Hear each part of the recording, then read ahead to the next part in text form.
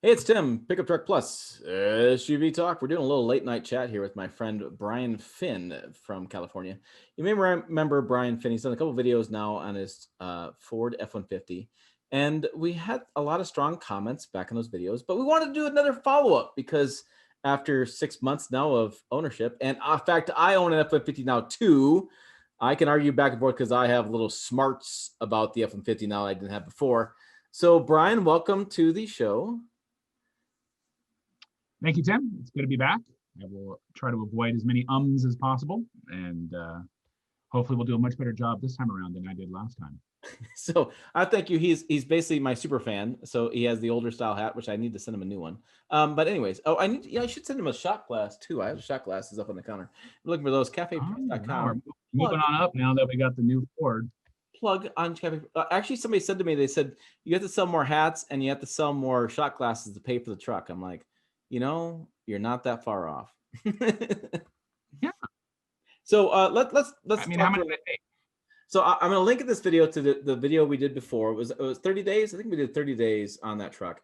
And Yeah, there was a lot of problems with that truck early going on. But we want to start this first on a positive note, which we messed up last time. We did not do enough positive. So let's start with this. So what do you have as a truck, Brian? So describe to us what the sure. truck is. So I have a 2020 Crew Cab 27 STX package, 4x2 F-150. Right. So, and you use this truck for commuting, and you like a truck, so you need occasionally something in the bed, but most times you're commuting around your family. You have the bigger size. So you're like Right. me. It was a choice between a minivan and a truck, and it wasn't a hard choice. No, not a, never minivan. No, but All uh, right. So you had a lot of concerns when you first had there was all sorts of stuff. We replaced the dash. We had yeah, the backup camera. We had to do something with that. Which A-frame. incidentally, my 2021 had a recall right when it came off the factory floor for the backup camera, that was funny. They Nice. fixed it before I picked it up, but they took care of that. But so you've had it now for 6 months. I know you Right. use it for a lot of commuting. So Yes. let's start with this. What do you like about the truck? Okay. It's fun to drive. The 27 is a fun truck. It's nothing fancy, but I think it's very comfortable. It's very responsive in terms of the inputs of, okay, you want to go and go. I think the handling is above my Tundra. No hatred to Tundra, but it's above that. I know it's a different vehicle in that regard. I think it parks pretty well. Not as good as a Tundra, but that's a wheelbase thing, and there's some other things there. I love the fuel economy as a whole. I enjoy it. I enjoy putting it in sport mode, putting in 91. We can talk about that later, and heading up to the hills, having some fun with it. There's been a couple times where I've accidentally left people behind at a stoplight, not realizing that we weren't racing when we, in fact, probably were. But it's 0 to 60 time is pretty quick. I think maybe it'll beat yours. I don't know. You have like 900 horsepower or something like that. Um, but my wife enjoys driving it. It's very quiet. I will say this: the 27, obviously a smaller motor. It's very quiet. I believe I have Michelin's on it. I'm pretty sure. I forget the exact. I think it's Michelin. It's very quiet. Road noise isn't nearly as pronounced as other vehicles I've been in. My kids love it. It's ginormous. I mean, the inside. I have it where it seats 6, but it's that middle seat, but no one wants to be in it. But we've used it in a pinch. It's helped out. It looks great. I still have people stop me now and then in the parking lot and be like, "It's a good looking truck." I'm like, I know, right? So I enjoy that. I enjoy driving it. I look forward to driving it. I don't commute as much now because of the current situation we're in. Sometimes I'll go out and try to beat certain hosts time or not time MPGs, which I did by the way, for fun. So I drove out to the middle of nowhere, 60 miles back. I did beat Tim, but we can talk about that later. I'm doing the thing again, so I'll stop. Okay, I'll take over then since you're still in world. So it's been 6 months. You had the dash replaced. You had the backup camera done. Have you had any issues since the last video to now this video? Yes. The Sync 3 APIM, so it's a module. Even though the Sync 3 system can do over-the-air updates on your home Wi-Fi, so if you're close enough to your Wi-Fi, those of you out there like, no, Sync 4, I know Tim's truck can get over-the-air updates, and that's great. But Sync 3 has it, from what I understand, just the sync software. I don't think it can update the software in the truck. I don't know. But I had updated it because it tells you in the app, and the app has gotten better. I'll give Ford credit. Tim, you have now experience with the Ford app, so I was the guinea pig, and now you're enjoying the fruits of my labor. So I had updated the software Sync 3, and there's a build date on it, and it's all zeros and ones, and a bunch of geeks who know more than I do can explain it later in the comments. But I had updated it said updated and fine. And then a couple days later, the radio wouldn't turn off. It would just go black. Or the radio would stay on, no input. I couldn't do anything. And then I turned the car on, turn it back off. I did a master reset of the system. And then there's like a disconnect everything. There's, a couple different things you can do. I brought it into Ford. They were not happy to see me. I did wear the hat. It's the same dealer, but they have two locations. You wore the magic hat in the Ford? The magic hat. And there's the again. So I was able to get a schedule, an appointment much faster at a different location, same dealer, but different location. They did exactly what I already did, but they updated it with the flash drive. They plugged it in. And since then, it's been fine. So one of two things. One, people may comment, oh, you're a complete idiot. You did it wrong. Okay, well, I followed the directions and it said it was fine. And it came back that it was updated, by the way. They re-updated it to make sure. So I'm like, okay. Since then, since the wired update, the non-over-the-air, it's been fine. No problems at all with the, because it's annoying when your radio stops working and you're taking road trips. Yeah. And when I called and told them, they're like, well, we can tell you what fuse to pull out. I'm like, what? Oh, I can tell you what fuse to pull out of the fuse box. And I said, no, I'm not going to drive around with my fuse out because the radio won't turn off. I couldn't turn it off. It was stuck. So that was, there's a Thanksgiving week. And so it's now January-ish, the 8th. So it's been fine since then. Like I said, the MPGs, it's a solid 21 at about 11,000 miles. The computer says 21 as the average. I've done as well as 25. I've sent Tim the proof of that, hand calculated. Today I did 30, but that's at 54 miles an hour flat with the wind, and I had the sail going on, and then we ducked down lower and all that. So wait. I did 29.7 my hybrid F-150, and you did 30. I did 30.7. Mm-hmm. Right. At 54 miles an hour. Right. At 54 miles an hour. Well, you know what that means. I drove at 55. I'm going to have to drive at 53 miles an hour and beat your fuel economy. Yeah. Well, then I'll have people say I didn't do it, but I mean, my daughter was same pump. I didn't top off. Right. So fine. I will give you that you bested me in your 2.7 that has two-wheel drive. That was it. And that little difference was the two-wheel drive. Yeah, but you have two-wheel. I was gonna say two-wheel drive. Now you comment about octane. Did you have 91 in there? 87. So you had 87, but you have driven a 91. Yes. So if I'm going to Sam's Club, 91 is 91. Where the town I live in, there's about a 30 cents over what I live not far from Bakersfield. So in Bakersfield, 400, 500,000 people. Anyone who's in Bakersfield, hi, Central Valley. Sam's Club is, it's 265 for 87 and 285 for 91. If I put 91 in, the performance is there, but there's really no improvement in MPGs. On long road trips, again, my personal experience, I'm sure I'll hear it in the comments, flat ground in the summer, 91, get a little bit better MPGs. I've seen it as high as about 1 MPG better. I'll get 21.9 versus 21-ish. It fluctuates. It performs better with 91.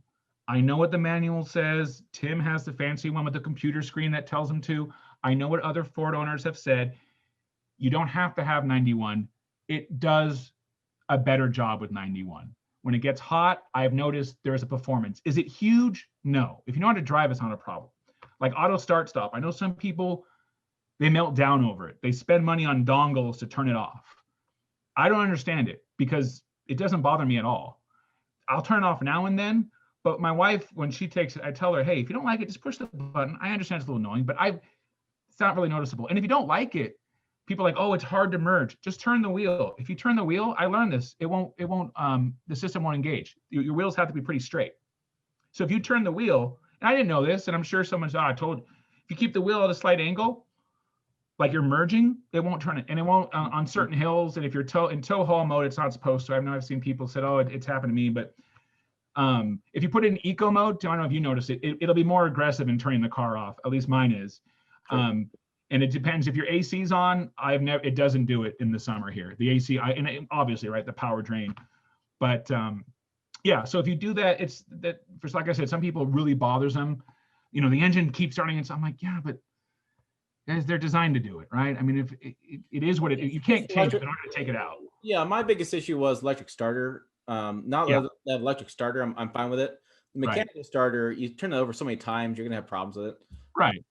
But I want to go back to something that was kind of controversial. Was you did go through and have the dash replaced? Yes. Was it TSB or was it a recall? I forget what it was. It was a TSB. There is a hump. The XL and XLTs get that plastic dash. And I know other channels argue about plastic dashes. We don't here. We just stick to the facts.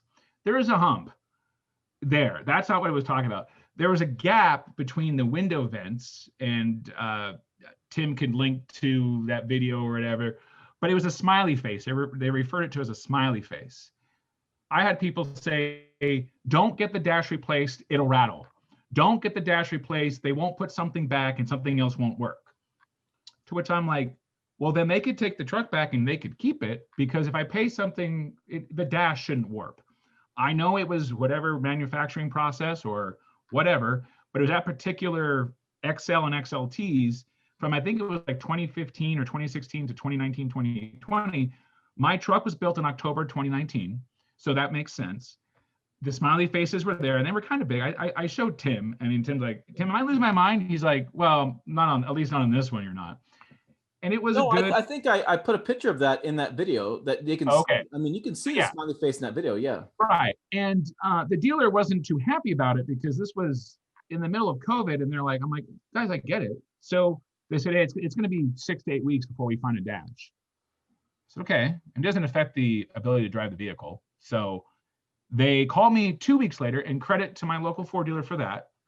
And they said, it's ready. I said, okay. The only issue was they didn't want to give me a rental car, even though it was an 8-hour job and it's 2 days. I said, what? They're like, well, our warranty is that it's our discretion to give you a rental vehicle. And I said, if you have to keep it for more than 1 day, why would you need to have any special permission to give me a rental vehicle? I can't use my car. You're replacing the dash. So it took a little, negotiating is the wrong word, but a little bit of what? Yeah. Like that doesn't make any sense, guys. It's under warranty. So they gave me another F-150, and the rental truck they gave me has the same problem. As I was driving it for that 1 day, I think it was a 2019, and I looked, it was an XL, and it has the same dang problem. And I'm like, you do know? And the lady's like, yes, thank you for pointing that out. I'm like, I know you're mad, but so I get it. It was 1 day. But they did replace the dash, and I'm like, well, while you're doing it, you can, get this dash replaced too. So that was the biggest headache. I was worried when the module went. I was starting like, okay, now we're on the third thing. It's, is this where it starts, where it's this and this and this? It's been fine since then. Ford's still getting their money every month. Okay. Yeah. So we're enjoying it right now. No issues as of late. 6 months, 11,000 miles. You've gone. I think it's 5,000 mile intervals I was looking at today. So are you 2 oil changes in? Is that the deal? So I am one oil change.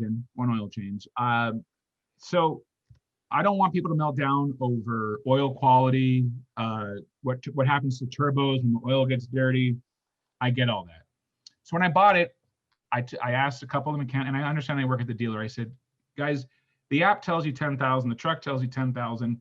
And they're like, well, it has a smart oil life, it monitors how you drive, what you do, and all that. I said, okay. I had 2 mechanics tell me, if you push it to 10, you push it to 10,000. Don't go above it. It's semi-synthetic, 5W30. They said, don't go above that. Call us at 7,500 miles and make your appointment, and then we'll get you in before 8.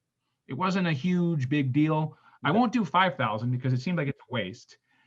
10,000 with turbos, and maybe I'm thinking that, back when I was a kid, in the 80s and 90s when, so I'm like, you know what, 7,500 works. Okay. Ford covers the first 2 oil changes, and then they have 4 points when you buy it. So my first 6 oil changes or any maintenance are covered by Ford. So, 7,500 versus going 10,000 in my normal driving, Tim, that's like 3 weeks, 3-4 weeks. So for me, it's not a big deal. So I'm sticking with 7,500 ish. I won't push it past. I'll try to push it past 8. The dealer's 45 minutes away, and I know, oh, just do it yourself. Well, I get it, I will, but they do it, there. It's included. Yeah. And it also helps, if there's a recall or an update or something else, they rotate the tires, or they say they do. That's an issue for another time. So yeah, I'm coming up. According to the computer, it says April. So probably more like February. I'll be hitting the next about 15,000-ish mark. And at this any point. concerns with interior build quality? Anything like rattling? Anything having an issue?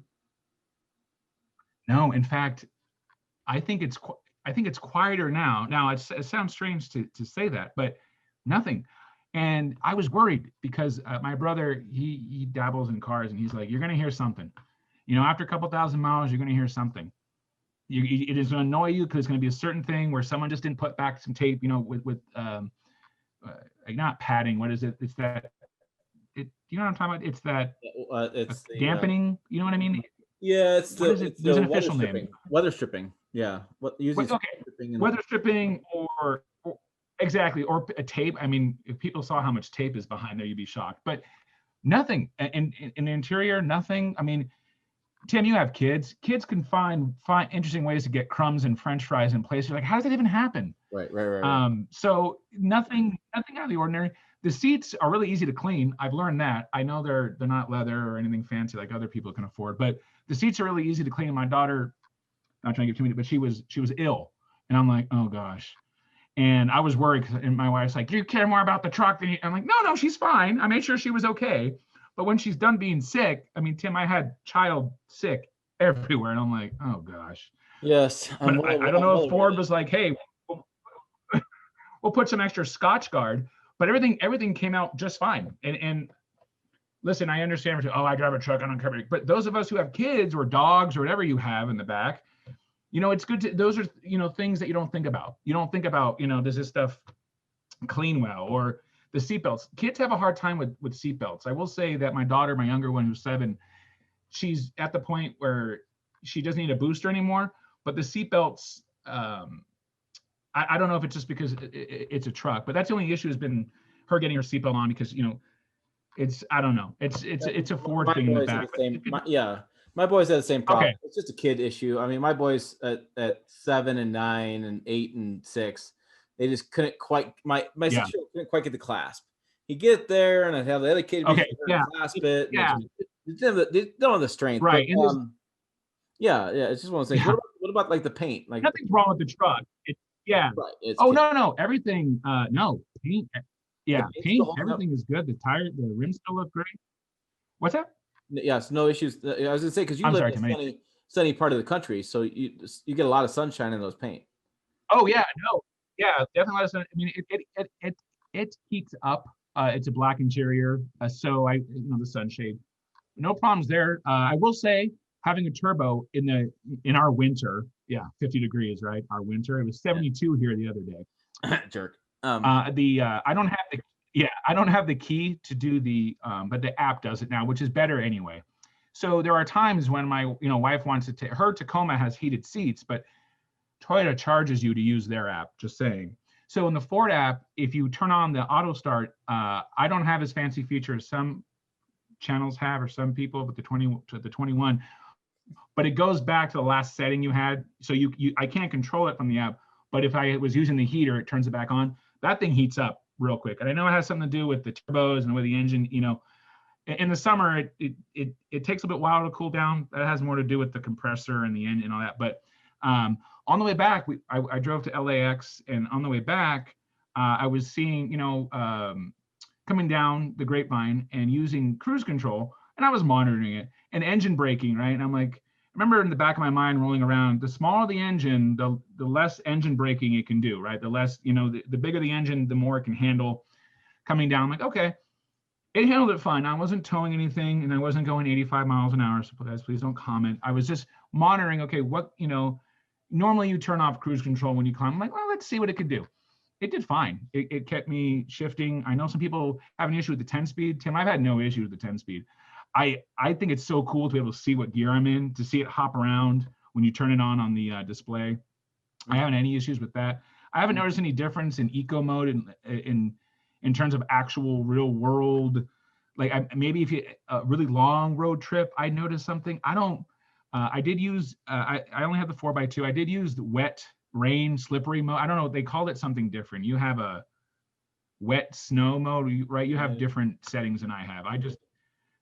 I have like a rain, and I used that. It was coming down pretty hard in LA, and I know it just helps with the shift points, and I think the way how much wheel slip before things happen. The truck feels a little bit easier to control, and not as responsive throttle, which makes sense, right? In the rain, you don't want it to respond to too much throttle input. You could also use your brain as well. I get it. So I've used that a couple times, but normally, normal mode, sport mode. If the kids aren't in the car and I'm out, my brother-in-law, he drives a Tundra, and he's like, well, you got more gears. I'm like, okay, that's fine. So we have some fun with that. All right. So then you still got the $1 million question. Would you buy it again at this point? Yes. Short of anything major happening, God forbid, I don't want it totaled. I don't want it anything like that. I would buy it again.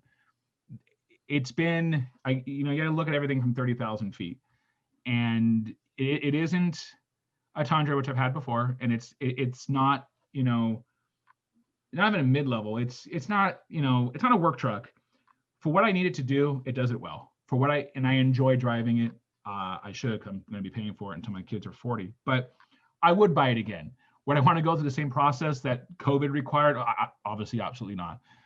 The only thing that is, and I think you'll deal with this, Tim, is when you do need something warranty work, parts, there's a timing thing now, right? Now, before you go in, they get you kind of in and out. Now you have to make appointments. Here in California, not talking politically, but just things are more difficult to get things in. And I know that's everywhere, but that's just the one thing where you want more reliable, because you don't want to be going to the dealer. You don't want to be doing anything extra. So I would buy it again. I've enjoyed it. Does that mean that I'll buy Ford products forever? And no, I'm, like I've said before, I'm loyal to my wallet and my needs. Maybe my needs will change. My kids are getting older. The world we live in, I never thought I'd be like, hey, I want to tow a trailer, but maybe in a year or two I will, or a couple years. Any trailer I need to tow, this thing can handle it. No, it's not a max tailoring package like some people get. It's not a 3.5. It won't do 13,000 pounds. I think it's rated for like 7,700, but I know I don't get close to 7,700. I get it. 5,000 pound trailer. Isn't that what most people carry? Like, isn't the reality most truck owners never actually tow anything? Yeah. And I've had people say, oh, well, the capacity is only 1,800. I'm like, yeah, but guys, like, it's a truck. Like, we go to Tahoe and it just, the amount of stuff you can put in it, and as big as it is, maybe I will tow with it, maybe I won't. It's, it's the new, not minivan, but I've enjoyed it, and I would buy one again. By the time I can afford the hybrid, like I said, in 10 to 20 years, maybe I get that. I don't know. I do wonder about the Tundra, the next generation of Tundra. I won't begin the Tundra Chevy debate, because I don't want to get you in trouble. But yes, I'd buy it again. We could talk about the Tacoma in a different video. That'll be a whole other video we can do, because that's coming up on a year of ownership. Yeah, so we can do that when you're done with all the hate comments. Nice I know you're not a big fan, and boy, there's a lot of people on that. But hey, thanks for joining me once again, Brian, and we look forward to another update down the road. Perfect. All right, awesome. Hey, thanks for watching this channel. Make sure you subscribe, stick around. I'll check the video out over here. It's a good time. Website down below. As always, thanks for watching. We will see you down the road.